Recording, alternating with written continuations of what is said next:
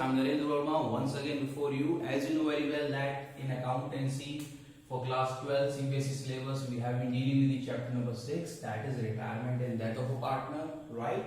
And today we are going to have discussion on treatment of reserves and accumulated profits or losses at the time of retirement or death of a partner.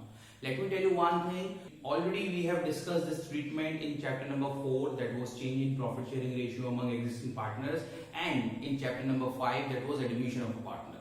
More or less things are similar, only a bit change is there that I am going to have discussion on right now. Okay, and in brief I am going to repeat everything as well, right? Okay, so without wasting much time, let's start. So friends, very first we will have to see that in the books of account whether any reserve or accumulated profit or loss exist in the books or not. If they exist, then they are supposed to be transferred to all partners capital account, right? So this is what the difference here in comparison to admission of a partner. We used to write here old partners, but in case of retirement or death of a partner, it will be transferred to all partners including retiring or deceased partner in their old profit sharing ratio. That is what the difference. Okay, why it is done? Because reserves and accumulated profits or losses as on the date of retirement or death of a partner were earned before the reconstitution of the firm, means the retiring partner also has right on it, so it is supposed to be given to him because he has a right. Understood the point? Now let's move further. So we can do the treatment in two ways. One for the transfer of general reserve and accumulated profits, and another for transfer of accumulated losses, because opposite treatment will be done. Okay, if there is reserve or profit, then reserve or profit is debited and it is credited to all partners capital account. Okay, you see here, that is what the difference here. That's why repetition is going on. Okay, that's why I'm running it. Otherwise more or less everything is similar like I told you in the beginning. Okay, here for loss opposite entry will be there. Fine, all partners capital or current account debited, to profit and loss account debit balance, or to deferred revenue expenditure if any. Understood the point? Now let's move further. Okay, now let's understand about workmen compensation reserve and investment fluctuation reserve. Okay, like we already understood it at the time of change in profit sharing ratio as well as admission of a partner, but you'll have to understand what is the difference. Here the definition is given, it is the same one, ditto. Okay, I just read it out very briefly. It is a specific reserve set aside out of profit to meet possible liability to pay compensation to employees if it arises, right? It means a claim may or may not arise. It also means that claim may be equal to or lower or higher than amount of reserve. Already you know that I have explained you. Okay, investment fluctuation reserve, this is a specific reserve set aside out of profits to meet fall in the market value of investment, right? It means fall in the market value may or may not occur, right? If it occurs, it will be utilized. If it does not occur, then it will be distributed between or among the partners. Okay, it also means that the fall in the market value is equal to or lesser or higher than the book value. So accordingly we'll do the treatment. It is also possible that the market value increased instead of falling. That is also possible because for the same we do the investment, right? Fine. Now let's understand the WCR treatment when claim against workmen compensation reserve does not exist, right? So when there is no claim, so entire amount is supposed to be distributed between or among the all partners. That is what the difference here. If we compare it with the admission of a partner, here we were writing old partners, but right now the all partners are old. Okay, the retiring partner or deceased partner will also be included it. Okay, so entire amount will be distributed among all the partners in old profit sharing ratio. Understood the point? Now second condition in this case, when claim against workmen compensation reserve exists. So there are three situations when the claim is equal to the amount of WCR, or other two situations we'll be discussing further. So when the claim is equal, then in that case the entire amount will be utilized only for the set purpose, and the purpose was there to provide for workmen compensation claim, right? Okay, one more thing I would like to remind you here, when claim for workmen compensation is determined or accepted, it becomes a liability. In this case, workmen compensation claim account is credited. So it depends on the question. If in the question the word determined or accepted is given, then you will credit this account, not this one. Understood? Otherwise, this account will go on provision for workmen compensation claim, because we are making still provision. Okay, let's move further. This is the another case when the claim exists. So this claim may be lower than the amount of WCR as well. So in that case, what has to be done? So whatever amount we have as a reserve, we will transfer it to the provision for workmen compensation claim, and the remaining amount will be borne by the all partners. It is a kind of loss for them. Okay, so as it is the lower, fine, say for example we had in reserve 10,000 and the claim is there only for 8,000, so remaining 8,000 will be distributed between or among the all partners, including the retiring and deceased one. Understood the point? Now let's talk about this when the claim is higher than the amount of WCR. Say for example 10,000 is the reserve amount, okay, and 12,000 is the claim amount, provision for workmen compensation claim. So 2,000 we are running short, so this 2,000 will be transferred to revaluation account, and from there this will be transferred to all partners capital account, and their capital account or current accounts are debited, means they'll have to bear this loss. Understood? Now let's talk about investment fluctuation reserve, right? So as I told you, this account is maintained to meet the fluctuation of the investment, and generally it is there for the fall. So if there is no fall, means when book value and market value are same, neither increase nor decrease, then the entire amount of investment fluctuation reserve is transferred to all partners capital account, not old, means all, including retiring or deceased one. Understood? Let's move further. Okay, so another case comes here when the market value is less than the book value, means in our book investment is showing of 2 lakh, and if we sell it out in the market, then we are getting 1,80,000, right? And then we see that we are running short of 20,000, and for the same, how much reserve we have maintained? We have maintained the reserve of the equal amount, 20,000. Then this is the situation when the fall in the value is equal to the amount of IFR. Understood the point? Okay, so in that case entire amount will be transferred to investment account, because this was made for the similar purpose and the entire purpose has been sorted out. Okay, now let's move on.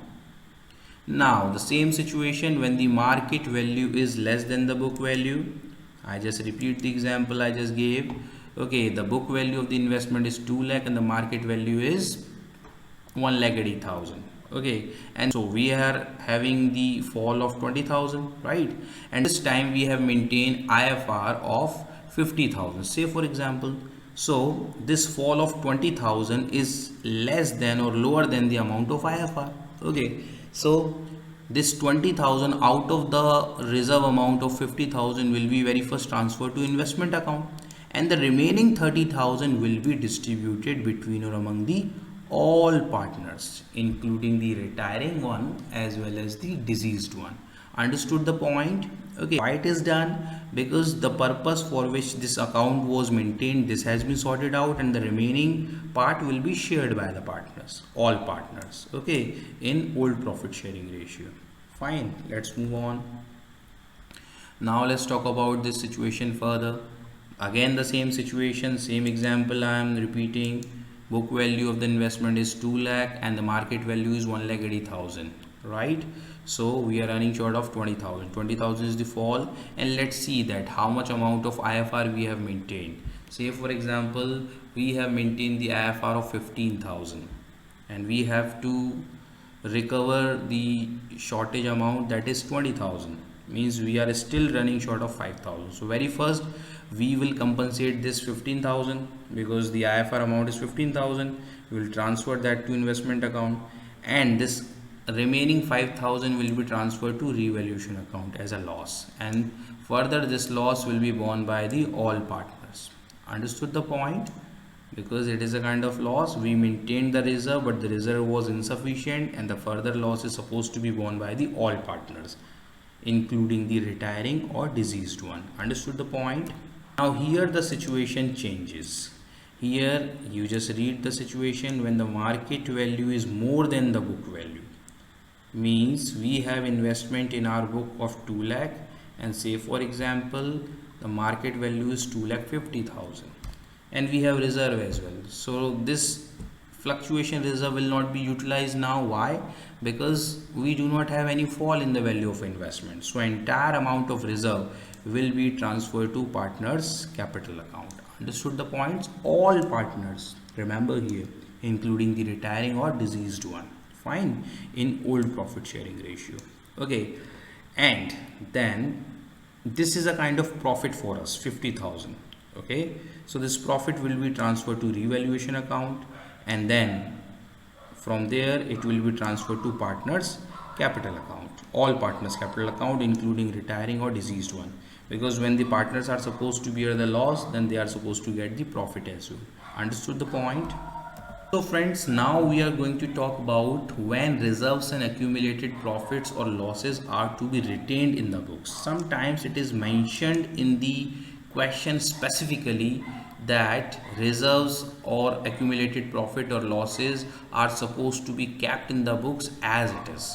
So in that case, what happens? We'll have to record the effect, we'll pass the adjustment entry, and we'll once again mention the reserves or losses or profits at the same value in the new constituted balance sheet. Okay, understood the point? See, it's written here, sometimes the partners may decide that the existing balances of profit and loss account or reserves should continue to appear at the same amount in the balance sheet of the reconstituted firm. Fine. However, an entry for the net effect, right, like I told you, of accumulated profit, losses and reserves is passed since they were earned in the past. The adjustment entry is passed through the partner's capital account. Okay, for that we'll have to do a little calculation. The gain or the sacrifice of the partner is calculated, and an adjustment entry for the amount is passed on the basis of gained or sacrificed share on retirement or death of a partner. So we know very well that the partner who is retiring or who has died, he is supposed to sacrifice, but maybe possible a typical situation is given in the question, and due to that maybe possible one or two continuing partners are also sacrificing, right? So we'll have to include him as well. So for the same, what we'll have to do, we'll have to follow this procedure.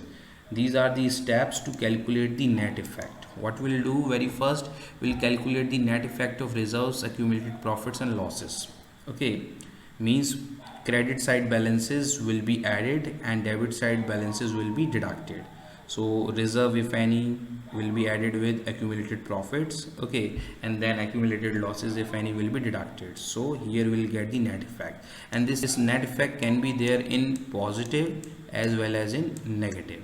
Okay, so then we'll have to calculate gaining and sacrificing ratio, that we can calculate very easily, and thereafter in step number 3 we'll have to calculate share of gaining partner and sacrificing partner in the net effect. So this is the amount of net effect, right? Now how we'll calculate?